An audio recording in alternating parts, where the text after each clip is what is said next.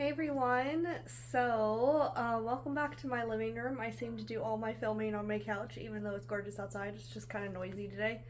So, I'm just gonna be chatting today. It's kind of a weird rant today. I just wanted to kind of share my journey with fantasy. Um, I was started on fantasy very young. My dad used to read stories to me and my brothers when I was a little too little to remember. Um, but I've talked a lot about kind of my journey through when I was rereading Narnia. But I never really talked about how I started with fantasy. Um, so I am dyslexic, as you probably know. I think I've mentioned it kind of quite a few times. And so reading wasn't really my thing until I was in high school. I was always very good in school in general, but I didn't read for pleasure, definitely. But my dad is very smart and he is a techie. So my dad is super into technology. He owned like the first Kindle that ever came out that was ever invented back in the like 80s, 90s. Um, I don't even know what year. He loves reading, but he also loves technology. So he used to buy us audiobooks back in the day when they weren't very common. And so the beginning of my fantasy journey was Redwall, because Redwall was narrated by the author, and it was some of the first audiobooks that I got obsessed with. The other one was The Hobbit, which you can't really see because this is such a dark cover. So there, hopefully you saw that. Um, The Hobbit. So I had the audiobooks for these two, and also for Anna Green Gables, and a couple others, I think. Pride and Prejudice, I remember listening to. And I listened to these during the day, but also when I was going to sleep. So that was really my introduction to fantasy, and I don't think that's a very common way to come into this. My introduction to fantasy was not books, it was 100% stories told. And the other way I was introduced to fantasy was through my brother just telling stories. And so I was obsessed way before I was good at reading. So now, one of the things I'm doing kind of on the side, not really talking about it on my booktube channel, is reading some of these Redwalls that I've never physically read because I've listened to them a million times.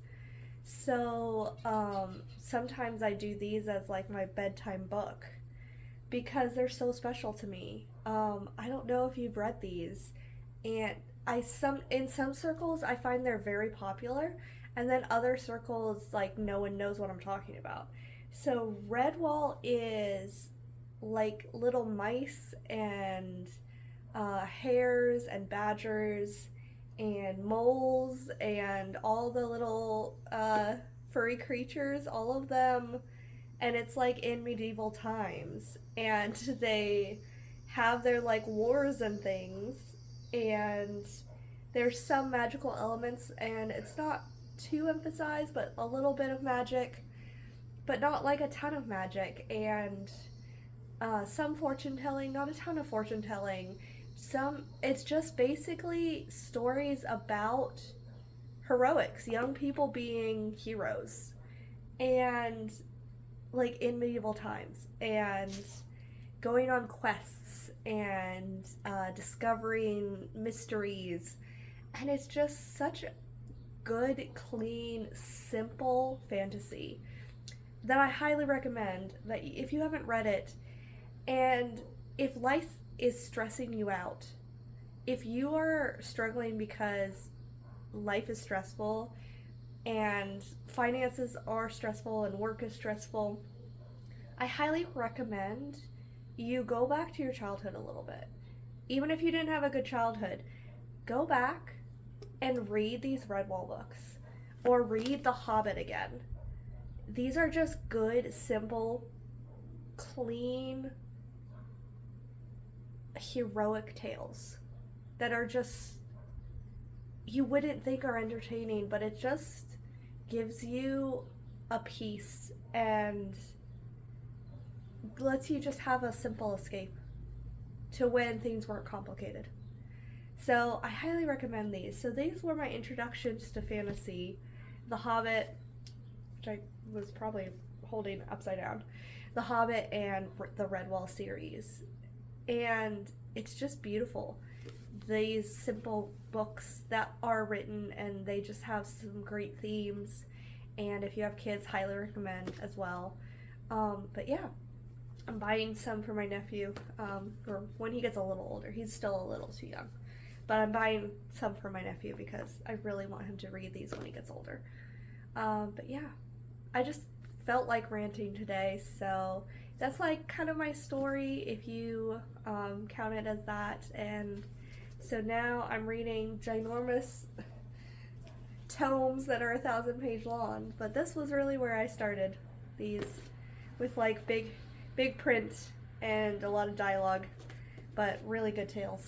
So yeah, I hope this was interesting. I don't know if anyone will be interested, but yeah, I just thought I would rant. So highly recommend any of these novels, even if you're an adult. So yeah, bye.